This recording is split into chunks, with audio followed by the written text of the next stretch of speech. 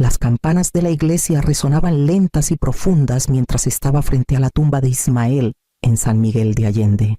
El aroma a pino se mezclaba con el aire húmedo, y el peso de mi vestido negro se sentía como una carga más que apenas podía soportar. Ismael había sido mi compañero durante 40 años, firme como los cerros que rodean nuestro pueblo, y ahora yacía bajo una lápida mientras yo apretaba un pañuelo arrugado. Tratando de mantenerme entera, amigos y vecinos murmuraban condolencias. Sus voces eran un eco borroso a mi alrededor. No escuchaba nada. Mi mente estaba atrapada en la última noche de Ismael en casa, en cómo su mano apretó la mía con debilidad, y sus ojos hablaron más de lo que su voz, ya apagada, podía expresar. Confió en mí para seguir adelante con dignidad, para mantener unida a nuestra familia incluso cuando él se desvanecía. Entonces, en el silencio del cementerio, la voz de Emiliano cortó como vidrio. Bueno, dijo, lo bastante alto para que todos los presentes lo oyeran. Heredé 400 millones de pesos. Ya no sirves de nada, mamá. Al principio, pensé que el dolor me había hecho escuchar mal, pero su sonrisa burlona confirmó cada palabra. Mi único hijo, el niño al que cuidé en fiebres y noches sin dormir, estaba frente a la tumba de su padre no con tristeza, sino con un aire de triunfo. Mi pecho se apretó tanto que creí que caería al suelo junto a Ismael. Se oyeron jadeos entre la multitud. Un vecino se movió incómodo. Alguien más tosió, pero nadie intervino. Todos me miraban, esperando mi reacción. No dije nada. Mi garganta ardía. Mi corazón latía con fuerza, pero mantuve la espalda recta. Acababan de bajar el ataúd de Ismael, y no dejaría que la crueldad de nuestro hijo empañara más ese momento. Doblé el pañuelo en mi mano y fijé los ojos en la tierra que cubría a mi esposo, buscando fuerza en el silencio. Pensé en la confianza de Ismael en mí, en los sacrificios que cargué sola. Las palabras de Emiliano no me romperían. No aquí, no todavía. Cuando los dolientes se fueron dispersando, entendí algo con una claridad dolorosa. El duelo no era mi único compañero ahora. La traición se había instalado a su lado, y tendría que decidir cómo sobrellevar ambas mientras los días avanzaban. Esa noche, después del funeral, me senté en el cuarto de huéspedes de una vecina en Guanajuato, mirando el techo mientras las palabras «ya no sirves de nada» resonaban en mi cabeza. No podía dormir. En cambio, los recuerdos surgían sin invitación, recordándome los años que moldearon al muchacho que, ante mis ojos, se había convertido en un extraño cuando Ismael enfermó por primera vez.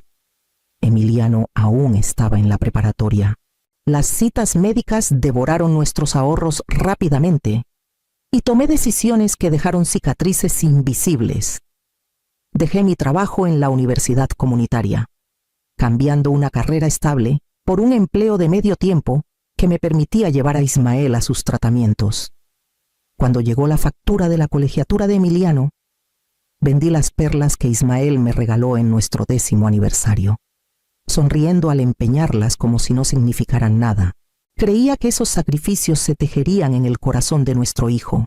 Me decía que recordaría las noches que me quedé despierta, corrigiendo exámenes a la luz de una lámpara mientras su padre dormía y él estudiaba en la habitación de al lado.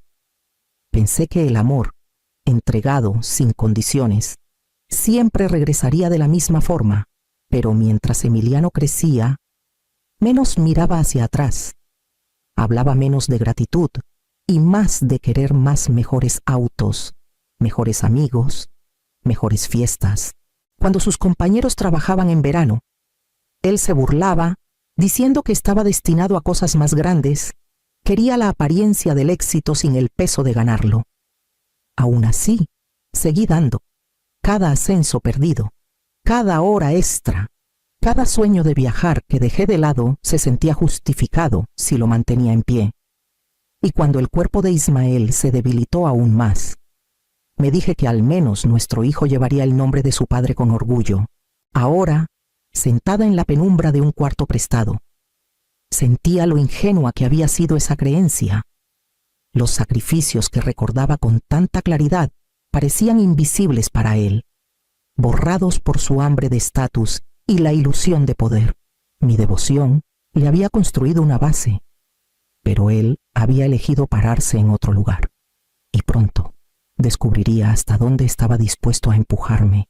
La mañana después del funeral, la casa en San Miguel de Allende se sentía vacía sin la presencia de Ismael. Su sillón junto a la ventana aún tenía la marca de su cuerpo, y el silencio me aplastaba como un peso. Intenté ordenar mis pensamientos, aferrarme a tareas pequeñas que tuvieran sentido: hacer café, doblar una manta, pero la calma se rompió cuando Emiliano entró con un aire arrogante que desentonaba. «Necesitas empezar a empacar, mamá», dijo sin rodeos. «Esta casa es mía ahora». Lo miré, esperando alguna señal de duda, un destello de culpa. No hubo nada. Su barbilla estaba alzada, sus ojos afilados, y sostenía los documentos de la propiedad como si fueran un arma. «Esta era de tu padre», dije, manteniendo la voz firme. «Nuestro hogar». Él sonrió con sorna. «Corrección. Es mi herencia. Puedes buscar otro lugar». Las palabras me golpearon más fuerte de lo que esperaba. Durante décadas, cada rincón de esa casa había guardado los ecos de mi esfuerzo: comidas preparadas con presupuestos ajustados, pisos fregados hasta la medianoche, cheques de colegiatura escritos en la mesa de la cocina. Y ahora, mi propio hijo, la razón por la que lo di todo, me echaba como si fuera una inquilina cuyo contrato había terminado. Empaqué en silencio, doblando las camisas de Ismael con manos temblorosas, recogiendo las fotos que no podía dejar atrás. A través de las cortinas, vi a los vecinos detenerse en la banqueta, sus miradas esquivándome rápidamente. Los murmullos viajaban con la brisa, pero nadie dio un paso al frente. Mi humillación era un espectáculo público, y aún así no les di a ellos ni a mi hijo el gusto de verme derrumbarme. Salí con 2 maletas, cada paso cargado con la certeza de que los lazos de sangre no habían sido suficientes para mantenerme en mi propio hogar. No lloré, no supliqué, guardé silencio, porque el silencio era la única dignidad que me quedaba. Y al cerrar la reja detrás de mí, supe que necesitaba respuestas, y solo una persona podía dármelas. Llevé mis maletas a un cuarto rentado arriba de una florería en la calle Hidalgo, donde el aire olía a azucenas. El espacio era pequeño, apenas una cama y un ropero, pero me daba 4 paredes propias.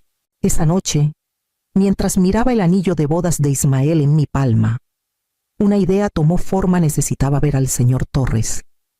Ismael había confiado en él durante años, y si había algo de verdad en la repentina reclamación de fortuna de Emiliano, Torres lo sabría.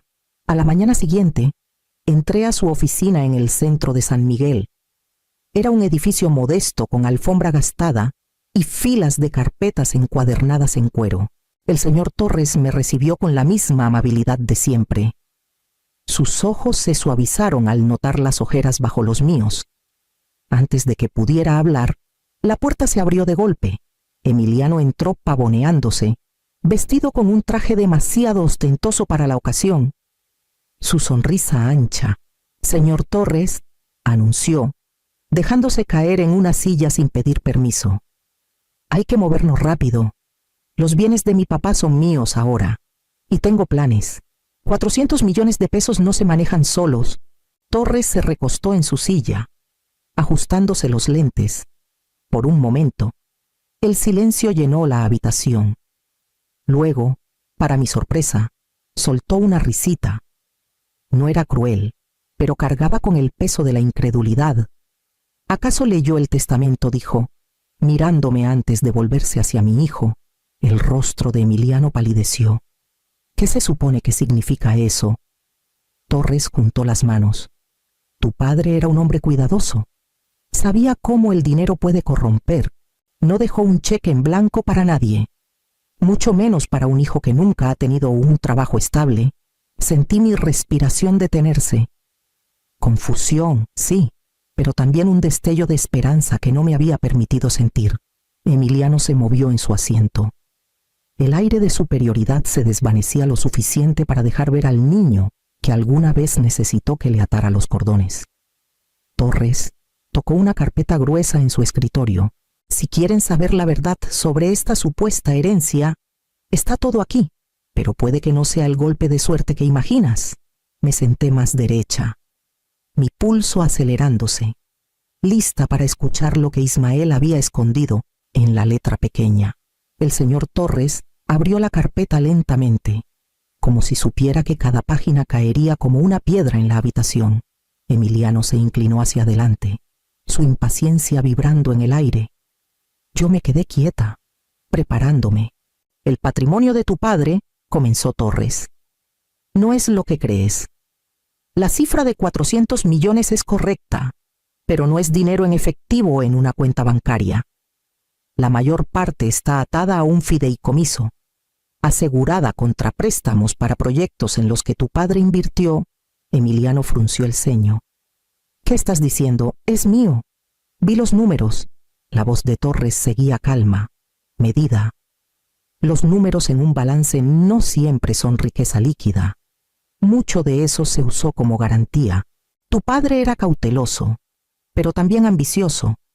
Estructuró todo para que los bienes no puedan simplemente retirarse y gastarse. Vi la boca de Emiliano temblar, su confianza tambaleándose. Abrió los labios para discutir, pero Torres levantó una mano.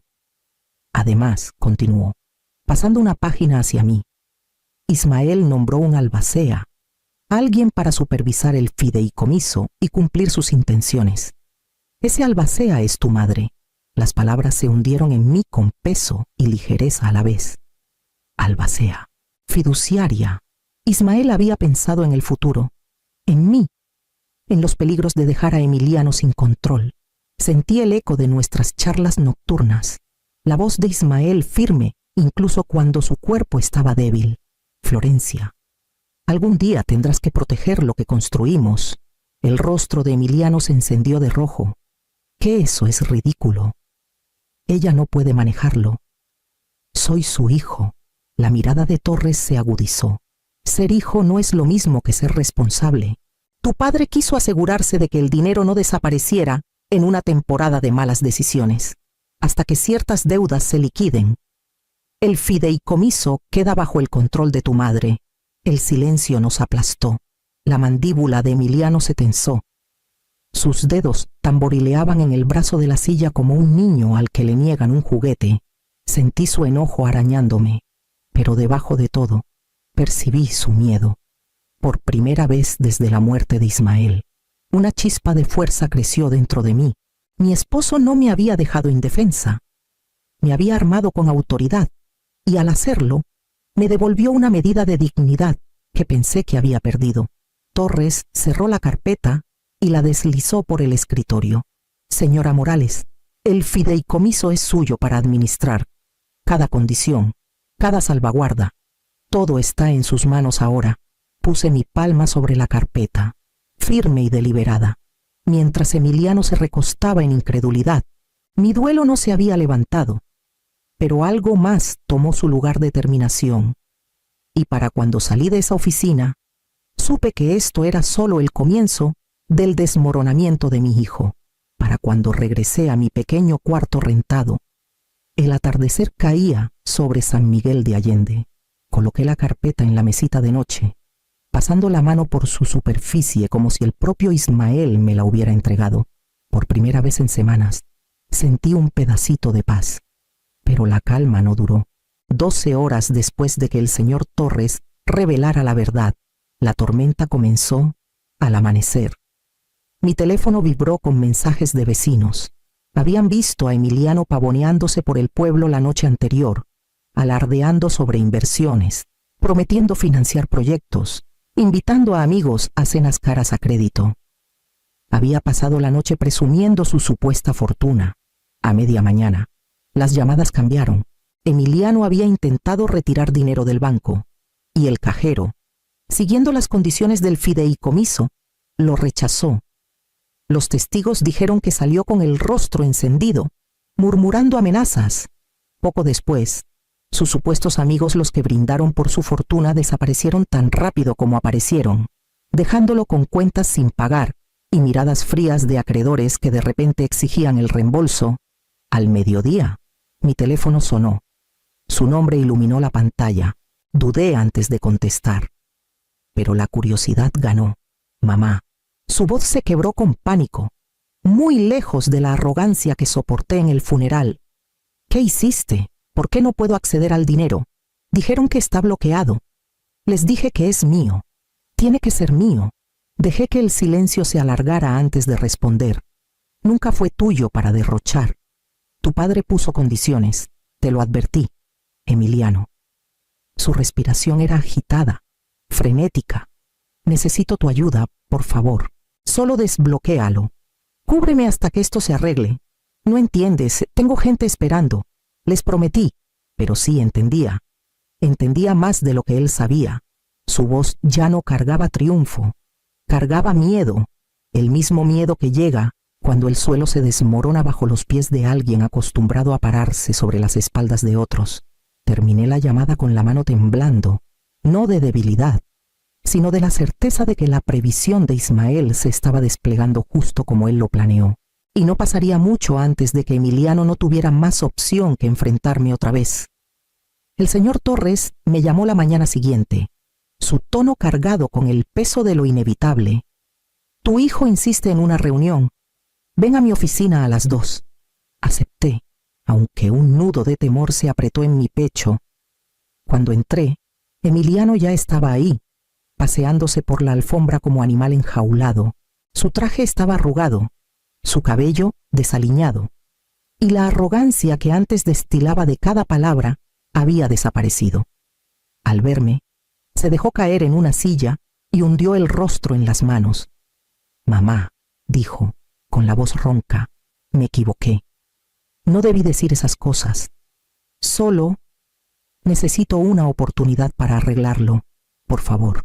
Lo estudié, buscando sinceridad en las grietas de su desesperación.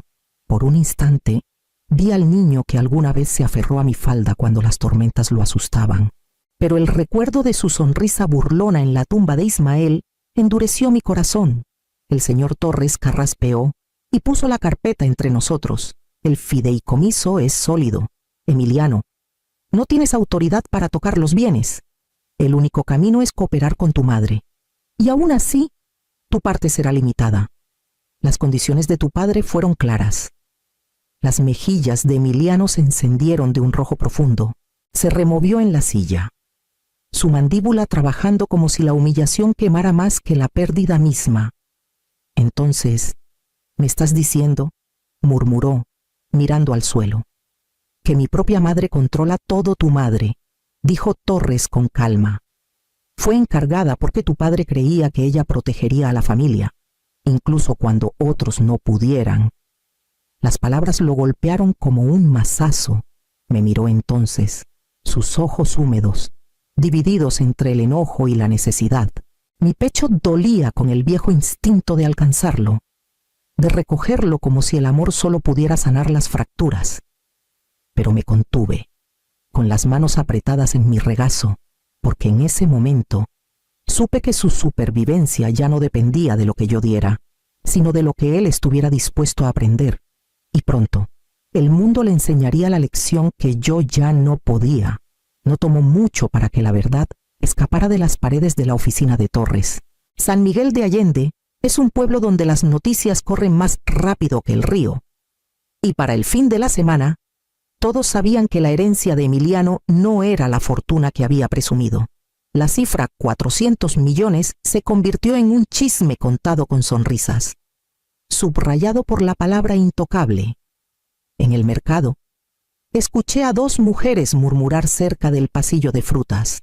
Todo ese alarde, dijo una, sacudiendo la cabeza. Resulta que no puede gastar ni un peso sin su madre. Su risa fue afilada, como vidrio rompiéndose. Debería haberme sentido humillada, pero en cambio sentí una extraña calma, como si la justicia comenzara a sentarse por sí sola. Parientes que alguna vez colgaban de cada palabra de Emiliano ahora evitaban sus llamadas. Viejos conocidos que lo felicitaron en el funeral le daban la espalda cuando entraba a un lugar. Las invitaciones cesaron. Las promesas se desvanecieron. Las mismas personas que alguna vez lo halagaron por su supuesta riqueza, ahora lo trataban como a un hombre desnudo. Durante años, me había parado frente a él como escudo, excusando sus fallas, suavizando sus fracasos, rogando a otros que vieran al niño que alguna vez conocí, pero esta vez no hice nada. Dejé que los murmullos se esparcieran. Dejé que la distancia creciera. Observé mientras enfrentaba el peso de sus propias acciones sin que yo lo cargara por él. La justicia sabía agridulce, amarga, porque ninguna madre sueña con ver a su hijo caer en desgracia. Dulce, porque finalmente entendí la sabiduría de Ismael a veces. Proteger es la forma más cruel de dañar. Al dar un paso atrás, le estaba dando a Emiliano la única oportunidad que podría tener de enfrentarse a sí mismo, y al cerrar mi puerta contra las voces del pueblo, supe que había llegado el momento de decidir qué construiría con las ruinas que quedaron atrás. En las semanas siguientes, revisé los papeles de Ismael y las notas de Torres, línea por línea. Los números eran abrumadores, pero el significado era claro. La fortuna no era mía para acaparar, ni de Emiliano para desperdiciar. Era el legado de Ismael. Y los legados están hechos para superar la vanidad, así que empecé con algo simple. Trabajé con Torres para crear un fondo de becas en nombre de Ismael, enfocado en estudiantes locales que soñaban con oportunidades pero no tenían los medios. Imaginé la sonrisa de Ismael al pensar en un joven o una joven entrando a un aula gracias a él. Por primera vez, el dinero no era una carga, era un puente. Dejé la vieja casa al silencio de Emiliano y compré una pequeña casa en las afueras de San Miguel. Era modesta, con pisos que crujían y un porche que atrapaba el sol de la mañana. No había fantasmas en sus rincones, ni ecos de discusiones o noches largas equilibrando cuentas. Cada objeto dentro era mío por elección, no por sacrificio. Planté un rosal en el patio delantero, algo que Ismael siempre prometió que haríamos, pero nunca encontramos el tiempo. Verlo echar raíces se sintió como un voto silencioso cumplido al fin. Por primera vez en décadas, mis noches eran mías. Leía libros sin mirar el reloj. Preparaba té sin el sonido de voces alzadas detrás de mí. Y me permitía respirar. Y mientras me adaptaba al ritmo de esta nueva vida, entendí que lo que llevaba adelante no era solo el legado de Ismael, sino el mío propio. La pregunta ahora no era qué había perdido, sino qué crearía después. Las mañanas en mi nueva casa llegaban en silencio, con la primera luz derramándose sobre el porche y el aire aún fresco antes de que el pueblo despertara. Salía con una taza de té, observando el horizonte pasar de gris a dorado, y sentía el tipo de paz que alguna vez pensé que solo pertenecía a otros. Durante la mayor parte de mi vida, me di el amor por lo que podía dar. Noches sin dormir, turnos largos, joyas vendidas, sueños pospuestos, todo vertido en la creencia de que el sacrificio garantizaba devoción. Pero la muerte de Ismael y la traición de Emiliano arrancaron esa ilusión. Finalmente entendí el amor. Sin respeto es vacío. Una cáscara hueca que suena hasta que se rompe, pensaba en Emiliano a menudo. No con el dolor agudo de heridas frescas, sino con la calma constante de la aceptación.